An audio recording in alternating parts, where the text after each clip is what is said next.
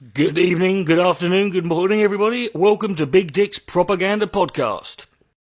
We're taught that after the war the Nazis vanished without a trace, but battalions of fascists still dream of a master race. The history books they tell of their defeat in 45, but they all came out of the woodwork on the day the Nazi died. They say the prisoner of Spandau was a symbol of defeat. Whilst Hess remained in prison, then the fascists they were beat. So the promise of an Aryan world would never materialise. So why did they all come out of the woodwork on the day the Nazi died? The world is riddled with maggots, the maggots are getting fat. They're making a tasty meal of all the bosses and bureaucrats. They're taking over the boardrooms and they're fat and full of pride. And they all came out of the woodwork on the day the Nazi died. So if you meet with these historians, I'll tell you what to say. Tell them that the Nazis never really went away. They're out there burning houses down and peddling racist lies. And we'll never rest again until every Nazi dies. Hello everybody, my name's Dick Coughlan. How the devil are you? Welcome to the latest episode of the podcast, and pardon me, I just farted. That's not a good way to start the podcast, I know, and so my apologies for that. I could just edit that out, but I can't be bothered. And so welcome to the podcast. It's been I thought I haven't done one of these for a while. I haven't done just a basic news roundup of the podcast. There's been a lot of stuff happening in the news lately. A lot of good news that would suggest there's a waning in the alt-right. Whether that's true or not, I don't know. Only time will tell. But there's been a lot of good, positive news, nonetheless, in that regard. So I thought I'd go through some of the stuff. There's going to be some old names that I haven't mentioned in years brought up in this podcast, and it's going to be some dealing with some of the newer developments. But that aside, thank you for listening to the podcast. And if you want to support the podcast, you can do so via the Patreon. It also supports me on my YouTube channel. My name is Dick Coughlan, and this is what I do for a living. So any support you want to go down, you can go to my Patreon and you can support me there. If you wanted to support another way, you can go to PayPal, make a one-off donation there, or you can go to my merchandise shop, and you can buy any number of items with any number of dozens of different designs that you can have there, and you can contribute in some way to my maintaining basic minimal survival. Other than that, so let's start with the old UKIP later. Now UKIP looks like UKIP are finally on their last legs. They've been given 2 weeks to settle £175,000 worth of debts. Failing that, they will go into bankruptcy, and that will be that essentially. However, they've had a bit of an issue recently because they did have an issue with their last leader, Henry Bolton, had to resign, where he got in a bit of trouble with his girlfriend. Basically got him into trouble by posting some rather racist things on Facebook about Meghan Markle, who is, of course, the fiancée of Prince Harry. And he then broke up with her, and then he resigned afterwards, and then later revealed, after a vote of no confidence from the party, he later revealed that they were still together. However, it won't matter because he's now gone. He's now left the party and has gone to set up his own political party called For Britain. This is UKIP's fifth leader. Since Farage quit, this is UKIP's fifth leader in 18 months. They're just ploughing through them. They can't seem to get anyone to come and take over, and it looks like they won't be around for much longer. Not that matters, let's be honest, because it doesn't really matter now, because at the end of the day, they got what they won. They won at the end of the day, didn't they? They got what they wanted. They don't need to exist. Although, to be perfectly honest with you, you wouldn't know that from so far there have been 4 different of the people who have left, who were leaders of the party and have then left. There have been 4 of them have set up brand new parties. There has been the For Britain Party, that's been set up by Henry Bolton. There's the Democrats and Veterans Party. There's the One Nation Party. And then there's a party called Affinity. Isn't that lovely? And even Farage himself has been talking about setting up a new party, which it doesn't have a name at the moment. It's just being referred to formally as UKIP 2.0.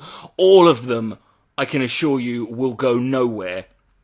And there's no point in them anyway. But there you go. So there's UKIP. Now, let's move on now to Richard Spencer. Richard Spencer, the guy who, let's face it, invented the term alt-right. Richard Spencer very recently released a very long and very boring video, basically surrendering to Antifa, and conceding defeat, if you will, in a very sort of limp dick kind of way. Not the way you would expect for a guy who's, part of the master race and who is, willing. I mean, I'm sorry, but if you're not, the kind of rhetoric that is used by these people, you're supposed to be, if you want to fight for a real big change in that, if you're not willing to fucking take at least a smack on the mouth for it, then what's the fucking point of this? But he basically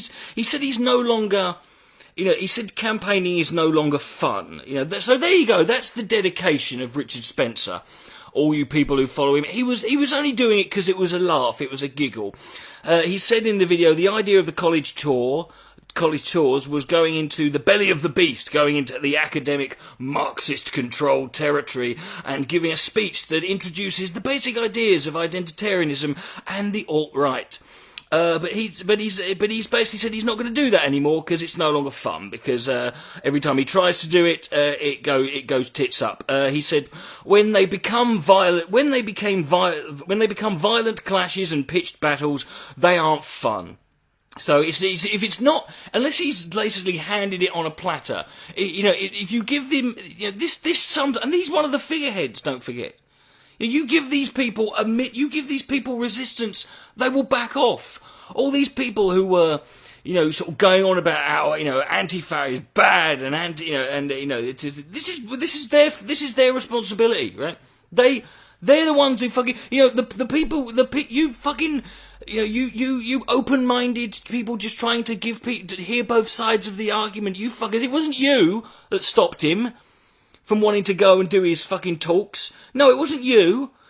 He said Antifa is winning. This is the bit where it's just bullshit on his part. He said Antifa is winning to the extent that they're willing to go further than anyone else, in the sense that they will do things in terms of just violence, intimidating, and general nastiness. I mean, obviously they haven't gone as far as running someone over in a car. They haven't gone that fucking far, have they? No, they haven't gone that far. They haven't murdered anybody, have they? No, they haven't.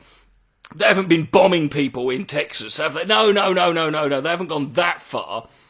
They've just been willing to fucking stand there and we're willing to fucking make their voices heard. They've been willing to stand their ground, and that makes them apparently. That's it. That's enough.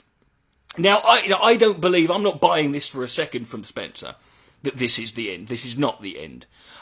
Spencer's not going to stop, is he? He's just not interested in getting smacked in the bloody mouth a lot. Yeah, I can understand that. But if you're passionate about what you believe in, you'd at least stand your fucking ground. But no. So he's not. Yeah. But he will go. And to me also, this is a veil. What he said there to me sounds like a veiled, almost call to arms, saying, "Well, Antifa willing to go much further than us. That's why they're winning." It's almost like that's a veiled call to his supporters to, you need to up your game. You need to raise your game. You need to fucking be much more violent than we are. So yeah, there's that there. Now let's move on to. This is a much bigger story. This is a bigger story that you would have heard about much more recently, when three prominent members of the alt-right were stopped at UK borders from entering the country. These were Brittany Pettibone, and if that's not that, which I'm still convinced is a porn name. That sounds like a porno name, doesn't it? That's your name. That is the name of a porn star, not a political activist. Pettibone. Brittany Pettibone, Martin Sellner, and Lauren Southern, all of whom were attempting to enter the UK for a to take part in a march or on I think it was last Sunday. Yeah, it was two Sundays ago. They were to take part in a march where Martin Sellner was going to be giving a speech, and there's a lot of bullshit been. Of course, they immediately, before anything had ever been said, they're immediately spinning this, and their supporters are immediately spinning this crap. It's saying, oh look, they've been banned from the UK. Why? Because they criticised Islam, which is just horse shit. It's horseshit, ladies and gentlemen. We'll go through that in a second. It's bollocks. No one has mentioned Islam in any... This is the statement, okay? The statement, the Home Office spokesman said, and this is the statement made, Border Force has the power to refuse entry to an individual if it is considered that his or her presence in the UK is not conducive to the public good. That is the statement from the... So, that being said, let's consider whether or not letting people like Martin Sellner, Brittany Pettibone and Lauren Southern into the UK, let's consider whether or not that is good or conducive to the public good. Let's consider that. Bearing in mind, Martin Sellner himself, when he doesn't do himself any favours. He stopped at patrol, at Border Force, they searched his possessions, and he was in possession of some leaflets that I presumed he was going to hand out, which referenced possible violence at his speech. And it referred to Tommy Robinson, who was going to be there, as a far-right leader whose materials and speeches incite racial hatred. So, already, right, He's going to the UK with these leaflets that basically state, that it reference that there's going to be racial hatred will be incited and there will be, possible violence. Right? Do you stop someone? Now, and this is the first thing I want to get out of the way. Because because now these three fucking boneheads, or petty boneheads, they're now claiming they're going to sue the UK. They're going to sue the UK. And they talk about how, I'd have thought the UK would have been more in favour of freedom of speech and blah, blah. Look, fuck it. Look, you're not a citizen of this country. I'm sorry to tell you this, but freedom of speech, whatever rights you have when you're in this country, do not apply to you until you're here. Right? Unless you're a citizen or you are legally here, these rights don't apply to you, right? They do not apply, right? And you piss and moan constantly about... And the problem is these people piss and moan about, because the problem is there's been this myth spun by people on the right that Britain doesn't have control of our borders, and you can just sashay on in here, and anyone can come in and out, or we don't have any control over our borders. Yes, we do, and this is evidence that you were full of shit. This is proof that when you were sat there, that idea that we don't have control of our borders is bullshit. We have complete control. We have the right to fucking determine who comes in and who doesn't in this fucking country. And it's right fucking here. Right? It's right here.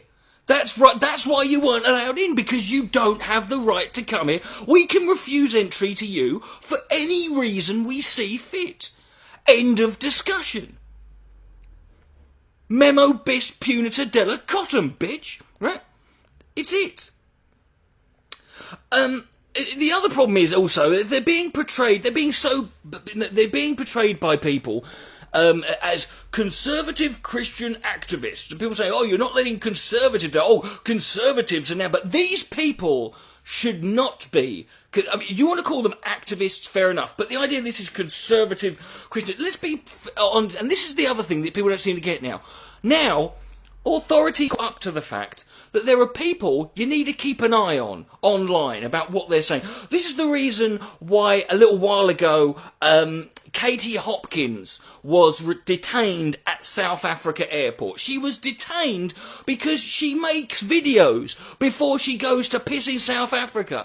stating quite clearly what she's going to do there, and people see this.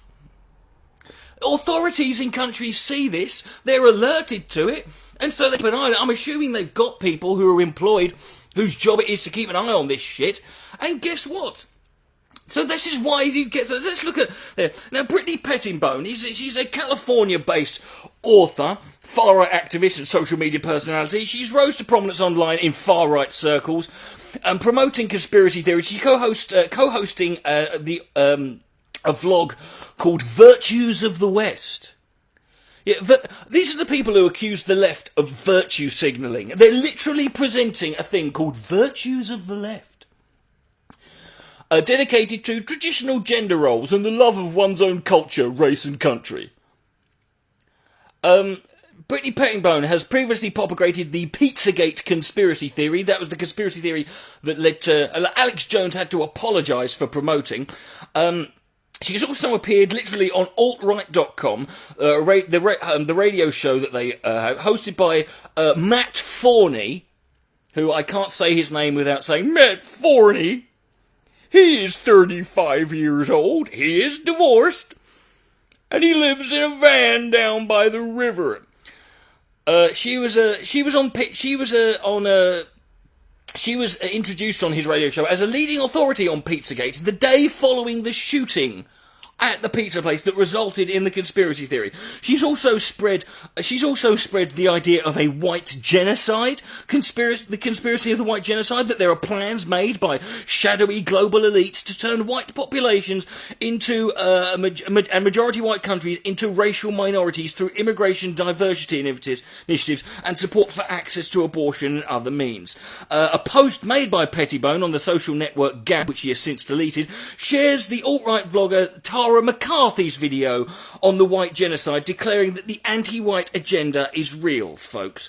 She's actively supported and promoted Defend Europe, or the mission they took in 2017, organised by anti-immigrant, anti-Muslim and separatist movement Generation Identity Movement, which was the movement that was going to be hosting this speech that Martin Selden was going to be speaking at. The mission, they went on, disrupted the work of NGOs, saving lives of refugees crossing the Mediterranean. She was actively involved in promoting that. Pettibone has promoted the spread of identitarian movement in America, which calls for the idea of ethno-pluralism, which is just another word. In practice, what that means is racial segregation. She's promoted the idea of an ethno-state. She has stated that she is a member also of the International Radical Traditionalist Catholic organisation, the Society of Pope Pius X, or also known as SSPX, which has been described by the Anti-Defamation League as mired in anti-Semitism. Until 2014, a notable member was Bishop Richard Williamson, who was engaged in repeated Holocaust denial and supported white separatist and Holocaust denier Ernest Sundell. In 2015, the SSPX remained a front for anti-Semitic propaganda. In January 2018, it praised the white nationalist website The Occidental Observer for training the next generation of whites. On her vlog, she was also favourably interviewed people like Stephen Latch-Yenon, Tommy Robinson of the English Defence League, Lana Letkoff, who was a conspiracy theorist, a manosphere blogger and rape apologist Mike Cernovich, and counter-jihad writer Bill Warner. And through her own vlog, she has interviewed white nationalist, anti-Semitic housebeater Paul Nealon, alt-right follower Faith Goldie, who's also friends with Lawrence Southern, and identitarian writer Martin Semlich, also known as Martin Lichmetz. She's also appeared, amongst others, on white nationalist Red Ice TV YouTube channel, which is a leading US right-wing media outlet. She's also been on InfoWars multiple occasions and has vlogged with Scottish white nationalist Colin Robinson, also known as Millennial Woes. On the case of Lawrence Southern herself has also promoted the anti-white agenda, but she called it the Great Replacement, a far-right conspiracy. It was called the Great Replacement when it was espoused by xenophobic scholar Renaud Camus. In Southern's own words, the theory maintains you have one people in one space of generation, and then you have a different people. That's it, basically. This is taken to refer to Islamification of Europe this is basically another word for that. It's just the same old thing. Lauren, she's also blamed Muslims for the Holocaust, I'm going to give you a quote now from her book called Barbarians, How Baby Boomers, Immigrants and Islam Screwed My Generation. Get ready for these are the hottest of all the hot takes. This is liquid magma of hot takes I'm about to give you out. This is from her book.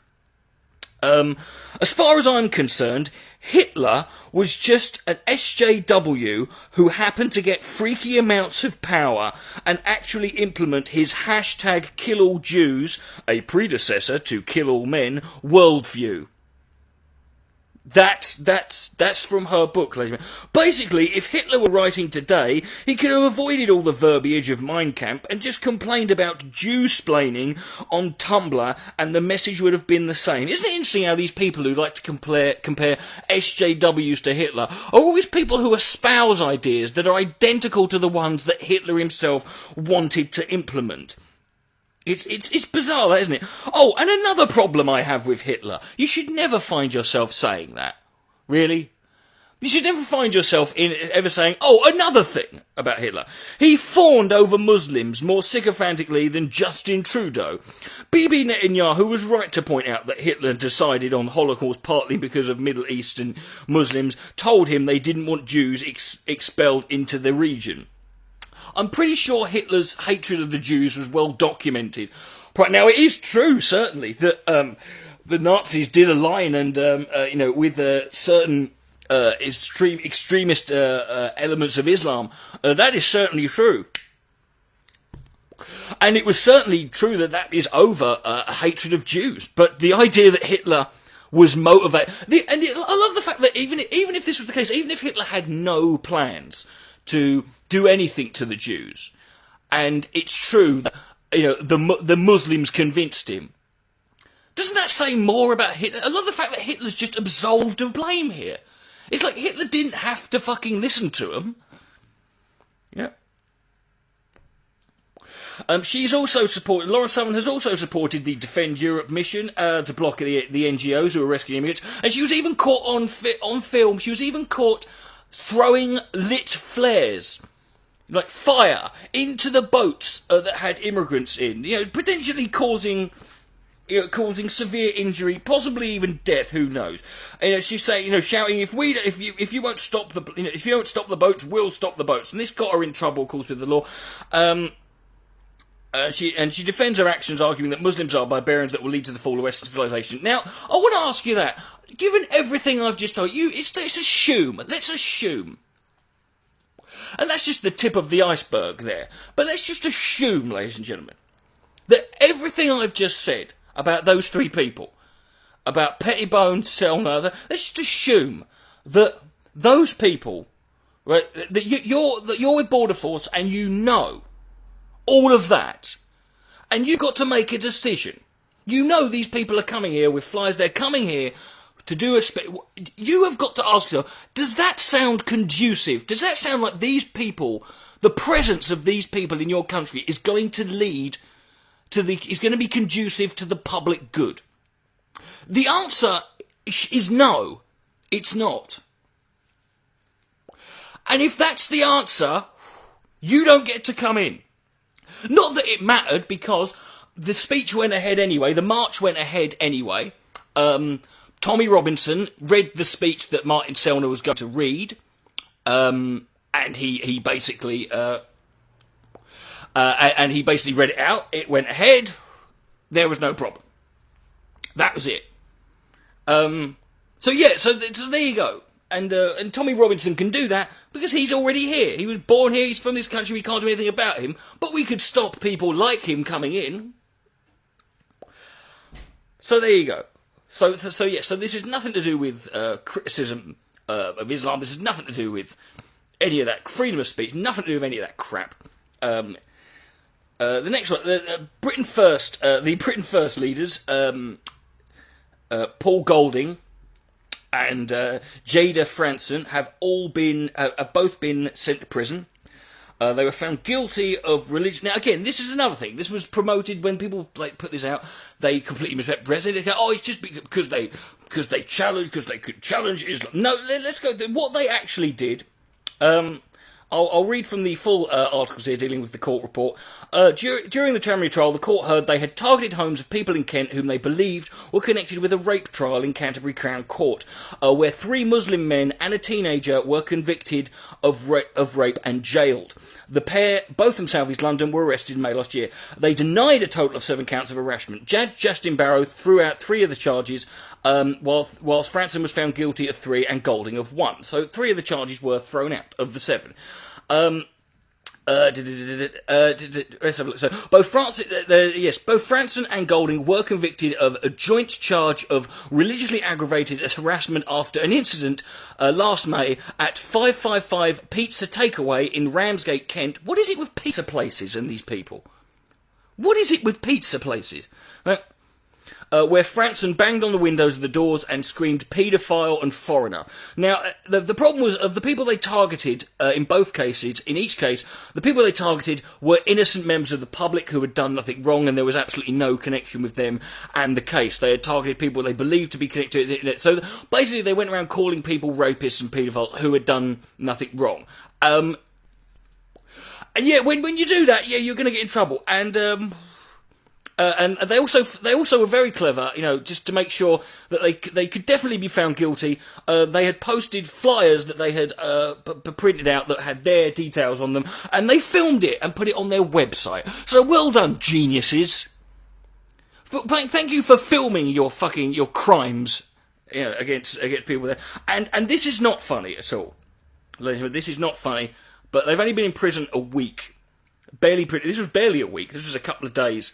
This is an article from The Guardian here. Police are investigating reports that the leader of far-right group Britain First, Paul Golding, was allegedly attacked by 2 inmates on the Isle of Sheppey. He's believed to now have been separated from inmates. He was physically attacked and assaulted in the prison between 4:15 and... That is not funny. That is not funny in the... Sorry, yeah, it's not funny in the slightest, no. Paul Golding being attacked is not funny in the slightest. Now let's move on. Now I haven't mentioned this guy in a while, Milo, and I'm only mentioning Milo. I know I don't want to talk about Milo much more. I haven't talked about Milo for over a year now, but the reason I want to talk about Milo is he's fallen to the far end, the arse end of to the place that will literally take anyone, and if you're desperate for a job, and that is Infowars. Infowars, let me just... And he's now on Infowars, and there was a video uploaded, and he's there with his little bow tie, got a little pink bow tie on, and I'm going to play a clip now, and there's a little bit here, that now he's shilling the fucking... he's shilling Infowars fucking, their supplements, some vitamins that they sell, and I just want to play you this clip, because there's a moment here where reality dawns on Milo and he becomes very aware of who and where he is. Let me just play this clip. Come on. Play, you bastard.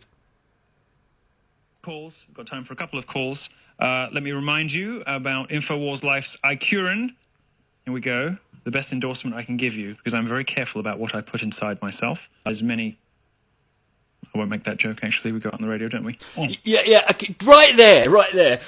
Right there, that moment there, my God, that you can see it right there. He goes, he says it in a very I'm very careful about what I put inside myself, as many, and it just hits him. It's like, no, don't make a gay joke. Don't make a gay joke, Milo. Remember where you are. Remember where you are, Milo. Remember what happened last time your homosexuality was brought up and made an issue. You got fucking shit canned by everyone. Right? And he has that little moment, he goes, of course he goes, we're going out on the radio. Yeah, because everything fucking Alex Jones has ever said on the radio is totally broadcastable, isn't it? Everything's so broadcast. But you're right there, that moment there is like, you're now, you've completely and utterly, your spirit has been broken now. He can't even make a gay, he knows now, don't bring up, you can be gay when it's convenient to them. When it's convenient to them, you can be gay, Milo, but only in theory. You can't actually make don't rub it in people's faces. Now, another group, oh my God, this is going back memories. Now, another group I haven't mentioned in a long time that I'm going to mention now is the English Defence League. Do you remember the English Defence League? My God. Now, the thing about the English Defence League is they're dead and buried now at this point, and and they have been for a long time. They have been for years. This is why I haven't bothered mentioning them. But I thought I'd bring them up. Now, back in 2010, it was like one of the founding members of the English Defence League was found to have had a lot of, basically he was arrested for a lot of child porn on his computer. And I thought it was funny that the English Defence League, the people who love to go around, chanting, Muhammad was a pedo at Muslims and that. I thought it was funny that it turned out that the English Defence League, turns out that they're one of their founding members, they are now the members of a group, an organisation who was founded, and who set an example that the others will follow, is also a paedophile. I thought that was funny. Well, it turns out this is a fucking recurring theme within the English Defence League. A senior member of the far-right English Defence League has been jailed for sexually abusing a schoolgirl dozens of times. Lee McMillan, 46, groomed his 10-year-old victim with cigarettes and drugs before subjecting her to a spiral of sexual abuse during the mid-90s. Jurors at the Old Bailey have heard he has been jailed. He assaulted the youngster around 100 times over a 5-year period. Prosecutor Jane Garter told the jurors that the girl felt as if every day was Groundhog Day. He's now been jailed for 17 years. That's the English Defence League. Leader of the English Defence League has just been jailed for 17 years for sexually grooming a 10-year-old girl. Hey, she's a year older than Aisha, wasn't she? Wasn't she 9? There you go. So it's not as bad. Yeah. But speaking of which, folks, and this is something that needs to be brought up, and I want to go. It's a bit more serious now. You would have been hearing this case a lot, particularly from people like the English Defence League, like Britain First, like Pettibone, like in Alex Jones Infowars. You will have been hearing this stuff about the case, and it's horrific. These cases in Rotherham and Telford, where thousands of cases of grooming gangs. Seemingly Muslim grooming gangs who have been targeting young girls, and there are cases of the thousands of children who were targeted by this. Now, whenever this case comes up, people like me tend to get, the thing I always hear from these people is, "Oh, you're not going to talk about this, are you? No, it doesn't tie in with your narrative, does it?" Well, I am going to talk about it, but actually I'm not going to talk about it. What I'm going to do is read the words of one of the victims. Now, one of the victims of a grooming gang from Rotherham, who's going under the assumed name Ella Hill. This is not obviously her real name. She wrote an open letter, an article that says, it's in the Independent. I'll leave it linked below. I'm just going to read this out to you now, and I think this is important. I don't know how many people have heard it, but this is something I want to ask you, as the people who sort of say to me that I don't want to discuss this. I want to ask you, right? Are you going to fucking acknowledge this? Is this something you're willing to discuss? Is this something you're willing to listen? Because, you think that I'm not going to talk about this. Well, I'm talking about this, okay? And I'm going to read her words here. I'm a Rotherham grooming gang survivor. I call myself a survivor because I'm still alive. I'm part of the UK's largest ever child sex abuse investigation. As a teenager, I was taken to various houses and flats above takeaways in north of England to be beaten, tortured and raped over 100 times. I was called a white slag, a white cunt, as they beat me. They made it clear that because I was a non-Muslim and not a virgin, and because I didn't dress modestly, that they believed I deserved to be punished. They said I had to obey and be beaten. Fear of being killed and threats to my parents' lives made it impossible for me to escape for about a year. The police didn't help me. As I write this, it has been widely reported that a letter has been sent to Muslim groups around the country declaring a national Punish a Muslim Day.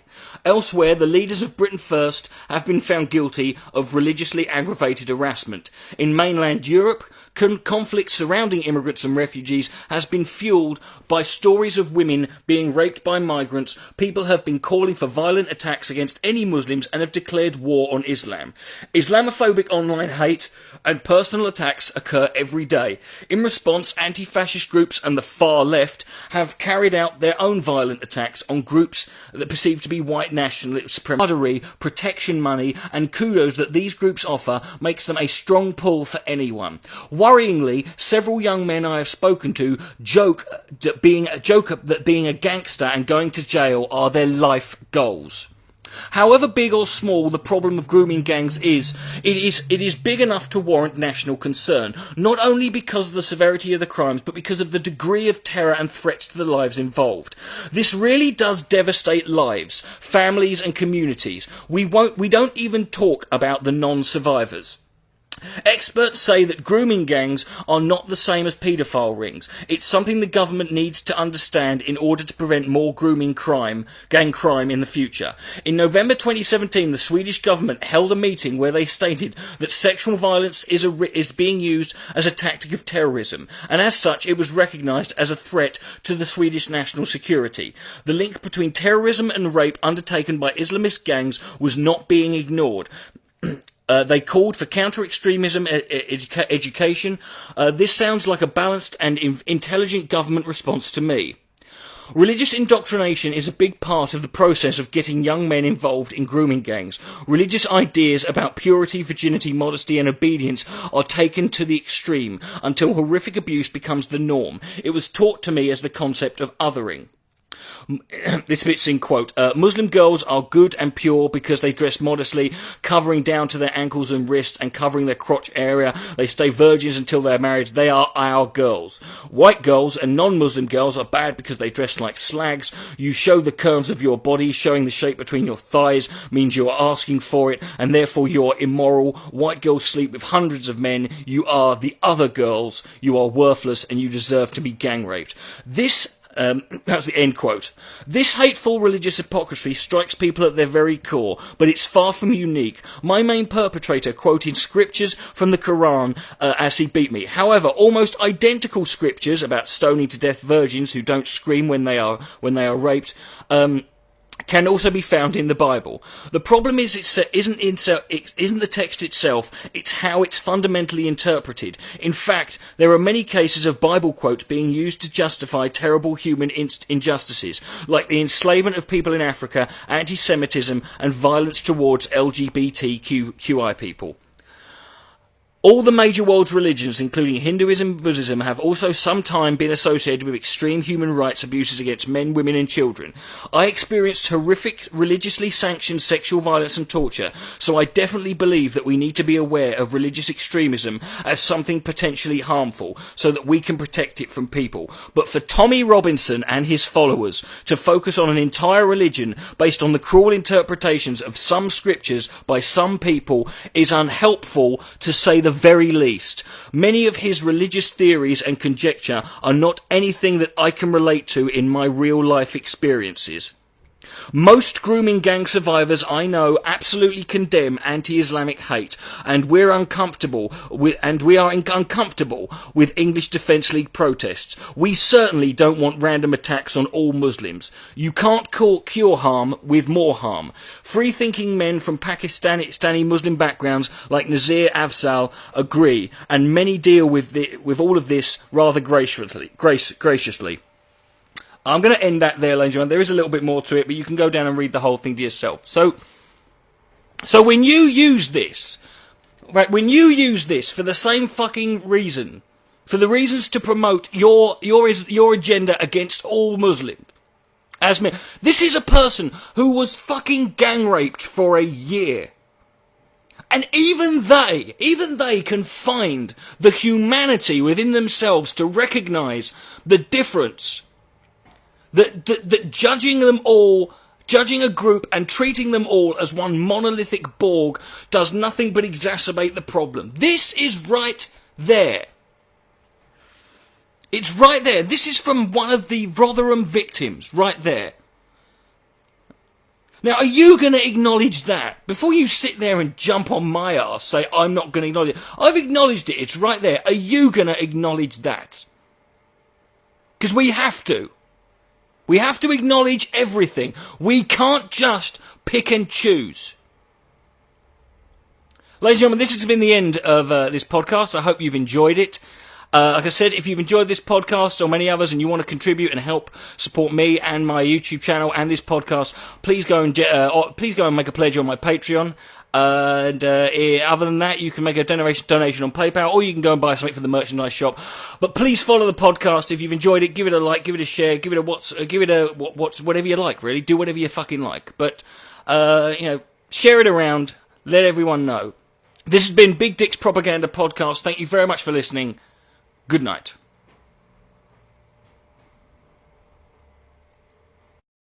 We're taught that after the war the Nazis vanished without a trace, but battalions of fascists still dream of a master race. The history books they tell of their defeat in 45, but they all came out of the woodwork on the day the Nazi died. They say the prisoner of Spandau was a symbol of defeat. What else remained in prison, then the fascists they were beat. So the promise of an Aryan world would never materialise. So why did they all come out of the woodwork on the day the Nazi died? The world is riddled with maggots, the maggots are getting fat. They're making a tasty meal of all the bosses and bureaucrats. They're taking over the boardrooms and they're fat and full of pride. And they all came out of the woodwork on the day the Nazi died. So if you meet with these historians, I'll tell you what to say. Tell them that the Nazis never really went away. They're out there burning houses down and peddling racist lies.